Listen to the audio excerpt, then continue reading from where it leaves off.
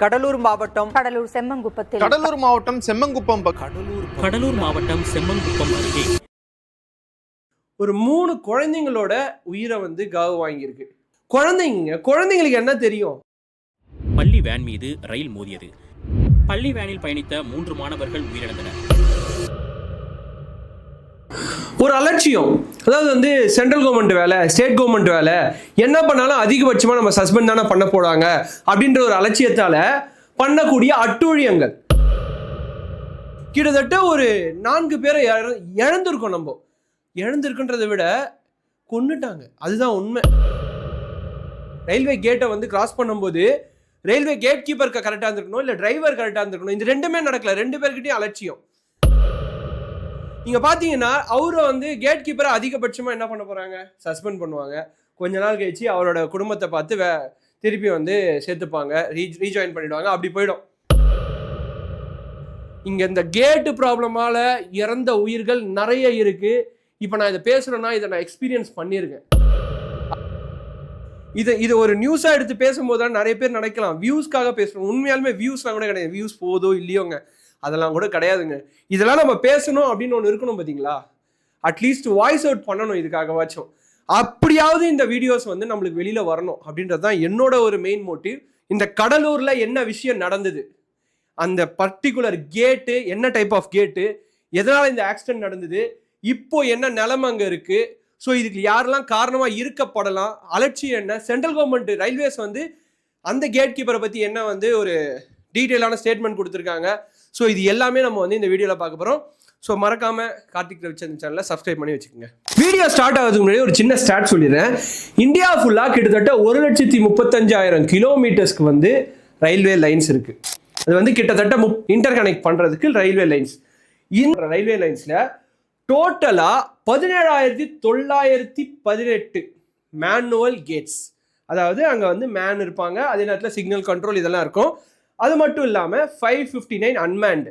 So டோட்டலாக கிட்டத்தட்ட ஒரு 18,000 சில்லற கேட்ஸ் இருக்கு ஆல் ஓவர் இந்தியா. நான் சொல்றது. ஸோ அந்த கேட்டை எப்படி கிளாசிஃபை பண்றாங்க, என்னடா இதெல்லாம் சொல்ற அப்படின்னு நீங்க சொல்லலாம். ஸோ இந்த ஒரு விஷயத்துக்கும் நான் சொல்ற ஸ்டாட்ஸுக்கும் இந்த நடந்த ஆக்சிடென்ட்டுக்கும் சம்மந்தம் இருக்கு. ஸோ மறக்காம ஸ்கிப் பண்ணாம மட்டும் பாருங்க. லெவல் கிராசிங் கேட்ஸ் அப்படின்னு சொல்லப்படுற எல்சி, இது டிஃபால்ட்டா ஒவ்வொரு கேட்டுக்கும் கொடுக்கப்படுற ஒரு name LC. So based on அந்த ஊர், அந்த பர்டிகுலர் ஏரியா, எவ்வளோ பாப்புலேஷன் கிராஸ் ஆகுறாங்க, எவ்வளோ ட்ரெயின்ஸ் போகுது, எவ்வளோ ஃபுட் பிரிண்ட்ஸ் ஹேண்டில் பண்ணுறாங்க, ஸோ எவ்வளோ டிராஃபிக் இருக்கு, இது எல்லாத்தையும் பேஸ் பண்ணி கேட்டகரி வைஸ் கேட்ஸை பிரிப்பாங்க. அப்படி பார்க்கும்போது A, B1, B2, C and D. Even animals cross பண்ணுறதை கூட கணக்கு வச்சு ஒரு கேட்டு, அதுதான் ஒரு D வெரைட்டி டைப். ஸோ இது எல்லாத்துக்குமே கிளாசிஃபிகேஷன் இருக்கு. பர்டிகுலராக இந்த ஒரு ஆக்சிடென்ட் நடந்த ஏரியா நான் இன்டர்லாக்டு மேன்டு கேட். ஸோ இந்த ஒரு சிஸ்டத்துக்குள்ளே நம்ம ஃபஸ்ட்டு வருவோம். ஸோ இந்த கேட்ஸ் எவ்வளோ இருக்குன்னு பார்த்தோம், அது டைப்ஸ் பார்த்தோம். ஸோ இதை தொடர்ந்து என்னென்ன வெரைட்டிஸ் ஆஃப் கேட்ஸ், ஏன்னா நீங்கள் பார்க்கலாம் சிலதெல்லாம் ஆள் இல்லாத ரயில்வே மேம்பாலம், இல்லை ஆள் இல்லாத ரயில்வே கிராசிங் அப்படின்னு சொல்லுவாங்கல்ல, அதெல்லாம் நீங்கள் நிறைய கேள்விப்பட்டிருக்கலாம். இந்த ஆள் இல்லாத அப்படின்றது மோஸ்ட்டாக ஆப்ரேஷனலாக நிறைய இடத்துல இருக்காதுங்க. ஏன்னா அது ஒரு குறிப்பிட்ட ஏரியாவில் வெறும் 559 தான் இருக்குது. மீதி எல்லாமே கிட்டத்தட்ட 17,918 மேன்டு. கண்டிப்பாக ஒரு ஆள் இருப்பாங்க. ஈவன் இட் இஸ் ஆட்டோமேட்டிக் சிஸ்டமாக இருந்தால் கூட அங்கே ஒரு கேட் கீப்பர் கண்டிப்பாக இருப்பாங்க. ஸோ அவங்க தான் அந்த கேட்டுக்கும் அந்த கேட்டில் நடக்கிற பிரச்சனை, ஈவன் ட்ரெயின் ஆக்சிடென்ட்ஸ், ஈவன் ஒரு சின்ன விலங்குகளை ட்ரெயின் மோதனா கூட, இல்லை ஒரு ஆக்சிடென்ட் ஒரு ஹியூமன் பீயிங்கை ட்ரெயின் இடிச்சிட்டா, இல்லை அங்கே போகும்போது அவங்க விழுந்துட்டா, சூசைட் பண்ணால் கூட அவங்க தான் ரெஸ்பான்சிபிள். அவங்க தான் நெக்ஸ்ட்டு அந்த இடத்துல ஹெட் குவார்ட்டர்ஸாக இருக்க ஸ்டேஷன் மாஸ்டர் கிட்ட ரிப்போர்ட் பண்ணணும். இதெல்லாம் தான் இவங்களோட ஓவரால் ஒர்க். நான் இன்டர்லாக்டு கேட்ஸ் அப்படின்னா என்னன்னு பார்த்தீங்கன்னா, இந்த ஒரு சைடில் வெயிட் இருக்கும், கயிறு பிடிச்சி தூக்குவாங்க, அதே நேரத்தில் கயிறு கீழே இறங்கும், அதே சமயத்தில் இது மேலே தூக்குறது. இந்த சைடில் சைடில் ஓப்பன் பண்ணுவாங்க கேட்டை, அதுவுமே கயிறை வச்சு பெருசாக ஓப்பன் பண்ணுவாங்க. நிறைய படத்துலலாம் பார்த்துக்கலாம். இன்டர்லாக்டு கேட் அப்படின்னா it is connected with signals. அங்கே இருக்கிற சிக்னல்ஸ், இப்போ ஒரு கேட் இருக்கு, முன்னாடி ட்ரெயின் வருதுன்னா அந்த ட்ரெயின் வரதுக்கு முன்னாடி இந்த கேட்டில் உள்ள அலாரம் அடிக்கும். அந்த ட்ரெயின் அந்த சிக்னலை கிராஸ் பண்ணிடுச்சு அப்படின்னு சொல்லி அலாரம் அடிக்கும். அப்படி அந்த கேட்டை க்ளோஸ் பண்ணலன்னா அங்கே ரெட்டு தாங்க இருக்கும், க்ரீன் விழாது, இல்லை எல்லோவும் விழாது. So until this gate closed, இந்த கேட்டை க்ளோஸ் பண்ணுற வரைக்கும் அந்த ட்ரெயின் அங்கே நிற்கும். இதுதான் இன்டர்லாக்டு கேட்ஸ். இன்ஜினியரிங் கேட்ஸ் அப்படின்றது ரொம்ப பழைய கேட்ஸ், அதெல்லாம் இப்போ வந்து அவ்வளோவா நிறைய இடத்துல இல்லை. ரொம்ப ரொம்ப ரொம்ப இன்டீரியர் கிராமத்தில் ஏதாவது ஏரியாவில் தான் இன்ஜினியரிங் கேட்ஸ், லைக் வந்து அந்த பெருசாக போட்டு அந்த லிவர்லாம் போட்டு சுற்றுவாங்கல்ல, அந்த மாதிரி கேட்ஸ்லாம் இன்ஜினியரிங் கேட்ஸ் அப்படின்னு சொல்லுவாங்க. ஆக்சிடென்ட் நடந்த இந்த பர்டிகுலர் செம்மங்குப்பம் கடலூர் பகுதிக்கு நடுவில் இருக்க கேட் என்னன்னு பார்த்தீங்கன்னா நான் இன்டர்லாக்டு மேன்டு கேட். ஸோ இது எப்படின்னு பார்த்தீங்கன்னா, இப்போது சிக்னல் கூட கனெக்ட் ஆகாதனால தேவைப்படும் போது, அதாவது ஆள் இல்லாமல் இல்லை வந்து ட்ரெயின் வராத நேரத்தில் நீங்கள் சேஃப்டி ப்ரோட்டோகால்ஸை ஃபாலோ பண்ணி கேட்டை வந்து ஓப்பன் பண்ணலாம். ஓப்பன் பண்ணுறதுக்கான நிறைய பாசிபிலிட்டிஸும் இருக்குது. நீங்கள் போய்ட்டு ஸ்டேஷன் மாஸ்டர் கிட்ட சொல்லி பர்மிஷன் வாங்கி கீலாம் எடுத்து போட்டு அப்படிலாம் இல்லை, நீங்கள் ஓப்பன் பண்ணி விடலாம். இங்கே என்ன நடந்திருக்கு அப்படின்றதே வேற. ஸோ அன்றைக்கி என்ன ஆயிருக்குன்னா, கரெக்டாக ஒரு 7:45 மணிக்கு வந்து கிருஷ்ணசாமி வித்யா நிகேதன் அங்கே ஒரு சிபிஎஸ்சி ஸ்கூலில் படிக்கிற பசங்க, ஒரு 4 பசங்க. அந்த பசங்க பேர் கேட்டாலே ரொம்ப சொல்லவே முடியலங்க வார்த்தைகளால். அந்த பசங்க பேர் என்னன்னு பார்த்தீங்கன்னா நிமலேஷ், சாருமதி, செழியன், விஸ்வேஷ். கூட வந்து டிரைவர் பேர் வந்து சங்கர். இந்த 4 பசங்க, குட்டி பசங்க, டிரைவர். ஸோ அன்றைக்கி வந்து அவங்க ஸ்கூலுக்கு போகிறதுக்காக அந்த கேட்டை க்ராஸ் பண்ணியிருக்காங்க.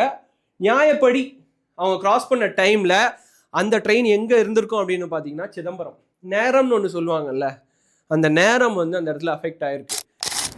அந்த 7:10 to 16 அந்த ரீஜன், அந்த கடலூர் டு ஆலப்பாக்கம் ரீஜனில் அந்த ட்ரெயின் வந்து கிராஸ் ஆகிருக்கு.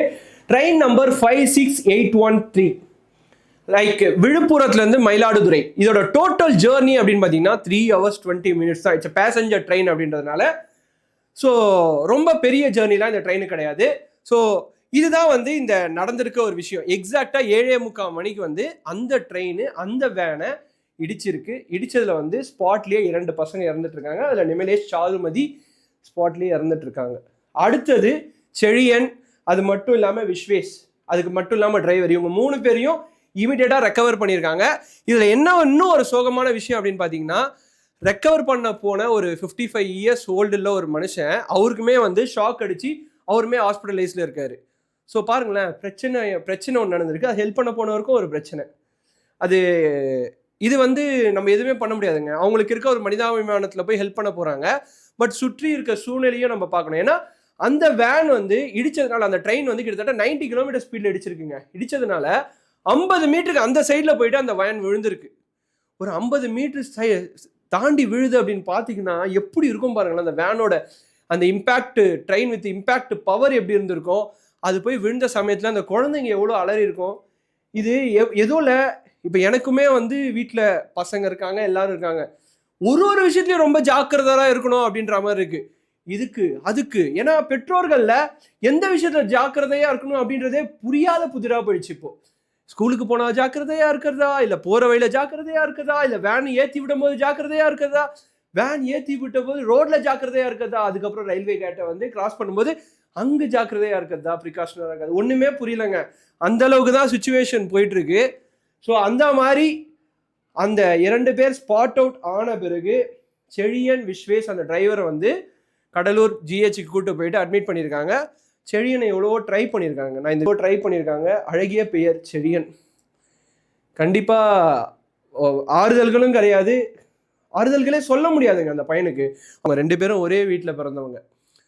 ஸோ அந்த வீட்டோட இன்னல்கள், துக்கம் எந்த அளவுக்கு இருக்கும் பாருங்களேன். ரொம்ப ரொம்ப மோசமான விஷயம் இது.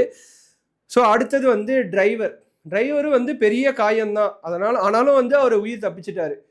ஸோ அடுத்ததா விஸ்வேஷ், நான் வந்து நம்பிக்கையோடு சொல்கிறேன், நீங்கள் வந்து இந்த ஒரு விஷயத்தை நீங்கள் சார்ட் அவுட் பண்ணுவீங்க, எனக்கு அந்த நம்பிக்கை இருக்குது. ஓகேவா? ஸோ இது ஒரு சைடு. இந்த சைடில் ஃபஸ்ட்டு ரீசன் அப்படின்னு எடுத்துட்டிங்கன்னா ரயில்வே கேட் கீப்பரோட அலட்சியம் தான் அப்படின்னு நான் ஸ்ட்ராங்காக சொல்லுவேங்க. இதில் வேன் டிரைவர் அப்படின்ற ஒரு செகண்டரி தான். ஓகேங்களா? ரயில்வே கேட் கீப்பர் அப்படின்றது சும்மா ஜஸ்ட் லைக் தட் வந்து இன்டர்வியூ எடுத்து அப்படிலாம் கிடையாது. நிறைய படிக்கணும், அந்த படிப்புக்கு ஏற்ற ஒரு எக்ஸாம் வைப்பாங்க, அதுக்கப்புறம் ஃபிசிக்கல் டெஸ்ட் வைப்பாங்க, அதுக்கப்புறம் தான் அவ்வளோ பேரில் ஷார்ட் லிஸ்ட் பண்ணி, அவங்க ஷார்ட் லிஸ்ட் ஆனவருக்கு கூட இல்லை, உள்ளே வந்து அவங்களுக்கு நிறைய இன்ஃபர்மேஷன், எஜுகேஷன்லாம் கொடுத்த பிறகு தான் கேட் கீப்பர் அப்படின்ற ஜாப்ல வந்து உட்கார வைப்பாங்க. அவங்களோட மெயின் ஜாப் என்னன்னா, அங்கே இருக்கிற டிராஃபிக்கை கண்ட்ரோல் பண்ணணும், கேட்ஸை வந்து வயலேட் பண்ணாமல் பார்த்துக்கணும். அதே சமயம் வந்து என்னென்ன ப்ராப்ளம் இருந்தாலும் அவரோட ரிப்போர்ட்டிங் அத்தாரிட்டி லைக் ஸ்டேஷன் மாஸ்டருக்கு வந்து ரிப்போர்ட் பண்ணணும். இது அவரோட ஃபோர்மோஸ்ட் ஜாப். இதுக்காக தான் அவர் சேலரி வாங்குறாரு, வேற எதுக்குமே கிடையாது. நீங்க போய் அங்க இருக்கிற லொக்காலிட்டி கிட்ட போயிட்டு நீங்க போயிட்டு சாப்பாடு கொடுங்க, அது கொடுங்கன்னு எதுவுமே கேட்க போறது கிடையாது. அவங்கள வந்து உங்களுக்கு ஹெல்ப் பண்ண போறது கிடையாது. ஸோ இதுதான் அவரோட ஃபோர்மோஸ்ட் ஜாப். அப்படி இருக்கும்போது இவர் அதை பார்த்துருக்கணும். இன்ஃபேக்ட் ரயில்வேஸ் வந்து ஒரு ஸ்டேட்மெண்ட் கொடுத்துருக்காங்க, டிரைவர் சொன்னாரு அதனாலதான் நாங்க வந்து கேட்டை தூக்கணும். டிரைவர் சொன்னார்னா உங்களுக்கு எங்கெங்க இருக்கு அறிவு? அதுதான் என்னோட கேள்வி. நீங்க ரயில்வேஸா இருந்துட்டு போங்க, இல்லைன்னா வந்து எவ்வளவு பெரிய ஆளானாலும் இந்த உலகத்துல இருந்துட்டு போங்க, உங்களுக்குன்னு ஒரு புரோட்டோகால் இருக்குல்ல. நாங்க இப்ப கேட்டை திறக்க மாட்டோம், அந்த ட்ரெயின் கிராஸ் ஆகல, அது லேட்டா டிலேவா அப்படின்றது உங்களுக்கு எல்லாம் தெரியும்ல. அப்படி தெரிஞ்சிருந்தா நீங்க அந்த இடத்துல சொல்லியிருக்கணும் அந்த டிரைவர் கிட்ட, நாங்க வந்து எங்க வேலை போயிடும், நான் அதெல்லாம் வந்து திறக்க மாட்டேன் அப்படின்னு சொல்லியிருந்தாங்கன்னா இன்னைக்கு 3 பேர் உயிர் வந்து பொழைச்சிருக்கோம். ஸோ முதல்ல இது வந்து அந்த பர்டிகுலர் கேட் கீப்பரோட அலட்சியம் தாங்க. நீங்க என்ன டிரைவர் மேல ரயில்வேஸ் பழி போட்டாலும் கேட் கீப்பரோட அலட்சியம் தான் ஃபர்ஸ்ட். ஸோ இதை தொடர்ந்து வந்து அதுக்கப்புறம் அந்த இடத்துல இன்வெஸ்டிகேட் பண்றாங்க, என்ன நடந்ததுன்னு விசாரிக்கிறாங்க, எல்லாத்தையும் ரெக்கவர் பண்றாங்க. எல்லாமே யூஸ்வலா நடக்கிற விஷயம் தாங்க இதெல்லாம். இதுக்கப்புறம் நடக்குது. ஏன்னா ஒன்ஸ் ஒரு பெரிய பிரச்சனை நடந்துச்சு அப்படின்னா அதை வந்து இப்ப 2 தரப்புலயும் வந்து யாருமே ஒத்துக்கல. ரயில்வேஸ் வந்து டிரைவர் மேல சொல்றாங்க, அவங்க சைட்ல வந்து என்ன சொல்றாங்கன்னா கேட் கீப்பர் அலட்சியமா இருக்காங்க அப்படின்ற மாதிரி சொல்றாங்க. பட் ஆக்சுவலி ஸ்பாட்ல இருந்தவங்க என்ன சொல்றாங்க அப்படின்னு பாத்தீங்கன்னா, சில பேர் அந்த இடத்துல கேட் கீப்பர் அவர் வந்து மது போதையில இருந்தாரு, அதனால ஹேங் ஓவர்ல இருக்கிறதுக்கான சான்சஸ் இருக்கு அப்படின்ற மாதிரி சொல்றாங்க. சரி ஓகேங்க, எதா இருந்தா என்னங்க, அந்த இடத்துல கேட் கீப்பர் வந்து கைட் பண்றதுக்கு தான் கேட் கீப்பர். அதை நீங்க ஏன் எடுத்துட்டு, ஈவன் ரயில்வேஸ்ங்க, ரயில்வேஸ் எவ்வளோ பெரிய ஒரு 4th லார்ஜஸ்ட் இன் வேர்ல்டு, அவ்வளோ பெரிய மினிஸ்ட்ரியை மெயின்டைன் பண்ற இந்தியாவில் ரயில்வேஸ் வந்து ஒரு ஸ்டேட்மெண்ட் இந்த மாதிரி கொடுக்குறாங்க, டிரைவர் திறக்க சொன்னாரு திறந்துட்டாங்க. இன்ஃபேக்ட் அந்த கேட் கீப்பரை வந்து சஸ்பெண்ட் பண்ணியிருக்காங்க, எஃப்ஐஆர் ஃபைல் பண்ணியிருக்காங்க, டிஸ்மிஸ்டு லெவலுக்கு இருக்கும் சப்போஸ் அது பெரிய பிரச்சனையா இருந்தா அப்படின்றது கூட சொல்லியிருக்காங்க. பட் இந்த ஸ்டேட்மெண்ட் யார் அக்செப்ட் பண்ணுவா? யாருமே அக்செப்ட் பண்ணல. ஜஸ்ட் லைக் தட் ஒரு ரயில்வே சொல்றாங்கன்றதுக்காகலாம் ஏற்றுக்க முடியாது. பிரச்சனை அது வந்து கேட் கீப்பர் கிட்ட இருந்து ஆரம்பிச்சிருக்கணும். ஈவன் சப்போஸ் அந்த கேட்டு க்ளோஸ் ஆகி டிரைவர் கேட்டு திறந்துருந்தா அதுவும் தப்பு, ஓகேங்களா? இல்ல அந்த கேட்டு ஓப்பன்லயே இருந்திருந்தாலும் அதுவும் தப்பு. எப்படி எடுத்தாலும் ரெண்டுமே தப்பு தாங்க. ஏன்னா அவங்களுக்கு தெரியும் ட்ரெயின் எந்த டைம்ல வரும். ஒரு சின்ன ரெகுலரா ட்ரெயின்ல போறவங்க கிட்ட கேட்டா கூட தெரியும், 7:15 இந்த மணி இந்த ட்ரெயின், 7:45 அந்த ட்ரெயின் கிராஸ் ஆகும். சப்போஸ் லேட்டுனா கூட நம்மளுக்கு தெரியாது. ட்ராக் த ட்ரெயின்ன்ற ஆப் இருக்கு, கூகுள்ல நிறைய வசதிகள் இருக்கு, இவ்வளோ விஷயம் இருக்கு. அப்படி இல்லைனா கூட கேட் கீப்பருக்கு தெரிஞ்சிருக்கும் இந்த ட்ரெயின் வந்து இவ்வளோ நேரம் டிலே அப்படின்னு சொல்லி. இவ்வளோ விஷயம் அங்கே இருக்கு. பட் எல்லாத்தையும் வந்து அந்த ஸ்டேட்மெண்ட்ல மென்ஷன் பண்ணல. டிரைவர் கேட்டாரு, நாங்க திறந்தோம். டிரைவர் கேட்டா நீங்க திறந்துருவீங்க. அப்ப வேற யாராவது ட்ரெயின் வரும்போது கூட ஒரு பெரிய ஒரு ட்ரெயின் வருது, ஒரு பெரிய ஆள் கேட்குறாங்க, ஓகேங்களா? ஒரு பெரிய மினிஸ்டர் வந்து ரயில்வே மினிஸ்டரே வந்து கூட கேட்டார்னா கூட நீங்க வந்து ரயில்வே கேட்டை திறந்து விட்டுருவீங்க அந்த டைம்ல தானே? அப்படிதான் நாங்கள் எடுத்துப்போம். ஸோ இது வந்து ரயில்வேக்கு கேட்குற கொஸ்டின் கூட எடுத்துக்கலாம். நம்மளுக்கு வந்து அதை பற்றி கவலை இல்லை. ஏன்னா அங்கே போயிருக்கிறது வந்து 3 சின்ன பசங்களோட உயிர். இதுக்கப்புறம் என்ன ஒரு யூஸ்வலான டிஃபால்ட் டெம்ப்ளேட் இருக்குல்ல, அது மாதிரி தான் ரயில்வேஸ் என்ன பண்ணியிருக்காங்க, இறந்தவங்களுக்கு 5 லட்சம், அதுக்கப்புறம் வந்து மிகவும் காயம் அடைந்தவங்களுக்கு வந்து 2.5 லட்சம், லைட்டாக காயம் அடைஞ்சவங்களுக்கு வந்து 1 லட்சமோ 50,000 அப்படின்ற மாதிரி ரயில்வேஸ் மட்டும் இல்லாமல் அதுக்கப்புறம் வந்து இன்னும் நிறைய பேர் வந்து ஈவன் தமிழ்நாடு கவர்மெண்ட் கூட அனௌன்ஸ் பண்ணியிருக்காங்க அமௌண்ட் தரோம் அப்படின்னு சொல்லிட்டு. அதுக்கப்புறம் டிவிகே தலைவர் அவர்கள் வந்து வருத்தம் தெரிவிச்சிருக்காரு. ஸோ எடப்பாடி பழனிசாமி அவர்கள் வருத்தம் தெரிவிச்சிருக்காரு. ஸோ இது வந்து எல்லாமே அவங்க தரப்புலேருந்து வருத்தம் தெரிவிச்சுட்டே இருக்காங்க, ஓகேங்களா? பட் ஒரு முக்கியமான விஷயம் என்னன்னு சொல்லியிருக்காங்க அப்படின்னு பார்த்தீங்கன்னா, ரயில்வேஸு நாங்கள் 1 வருஷத்துக்கு முன்னாடியே கட்டுறதுக்கு வந்து ஃபுல் ஃபண்டு கொடுத்துட்டோம், ஃபுல் ஃபண்டு வந்து அப்ரூவ் பண்ணிட்டோம். பட் கடலூர் டிஸ்ட்ரிக்ட் கலெக்டர் தான் அப்ரூவே பண்ணலை, எந்த ஒரு ஆன்சரும் சொல்லலை அப்படின்னு. இது வந்து இது வந்து சில நேரத்தில் கண்டிப்பாக அக்செப்ட் பண்ணிப்பாங்க. ஏன்னா அது உண்மையாக இருந்து அது வந்து டிஸ்ட்ரிக்ட் கலெக்டர் அப்ரூவ் பண்ணலன்னா அவர் மேலேயும் தப்பு தானே. அந்த இடத்துல ஸ்டெப்ஸ் எடுத்திருப்பாங்கல்ல, கேட்டு க்ளோஸ் ஆகிருக்கும்ல, வேற மாற்று வழியில் போயிருப்பாங்கல்ல, அந்த குழந்தைங்க பொழைச்சிருக்கோம்ல. இது இந்த இடத்துல மட்டும் நடக்குதுங்க. இப்போ உங்கள் ஊர் எடுத்துட்டிங்கன்னா, உங்கள் ஊர் சரௌண்டிங்லேருந்து ஒரு 15 கிலோமீட்டர் 20 கிலோமீட்டருக்குள்ள கண்டிப்பாக ஒரு கேட் இருக்கும். இந்த கேட்டால் பாதிக்கப்பட்டோர் அப்படின்னு சொல்லி நீங்கள் வந்து சென்ட்ரல்ல இருந்து திருத்தணி இல்லை அப்படியே போனீங்கன்னா அரக்கோணம் ஜோலார்பேட்டை போயிட்டே இருந்தீங்கன்னா ரெகுலரான ஆக்சிடென்ட்ஸ் கேட்டால் லெவல் கிராசிங்கால் நடந்துன்னு தான் இருக்குது, பிரிட்ஜ் இல்லாத இடத்துல. ஸோ இது எல்லாமே ரெகுலராக நடக்குது. நம்ம வந்து இன்னும் பேசிக் அம்யூனிட்டிஸே இன்னும் ஃபுல்ஃபில் பண்ணலை ரயில்வேஸில். ஸோ நம்மளுக்கெல்லாம் புல்லட் ட்ரெயின் அப்படின்றது அவசியமா? அது ஒரு ஆடம்பரம் தான். உயிர்கள் இழந்த பிறகு புல்லட் ட்ரெயின் இருந்து என்ன யூஸ் இருக்குது அப்படின்ற மாதிரி தான் இந்த காலகட்டங்கள் இருக்குது. ஸோ இந்த ஆக்சிடெண்ட்டை பற்றி இன்னும் சொல்லிட்டே போகலாம், இன்னும் நிறைய பேசிட்டே போகலாம். பட் இந்த ஆக்சிடெண்ட்டுக்கு காரணம் யாருன்னு நீங்கள் நினைக்கிறீங்க?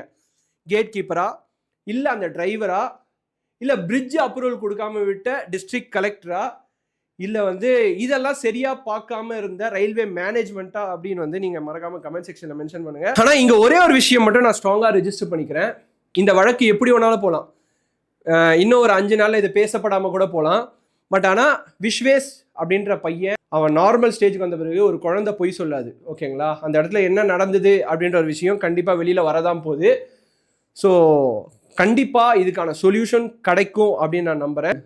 அது வரைக்கும் நம்ம காத்திருப்போம். Until then, this is Vijay Karthik signing off. Tata, bye bye, see you. தண்ணியை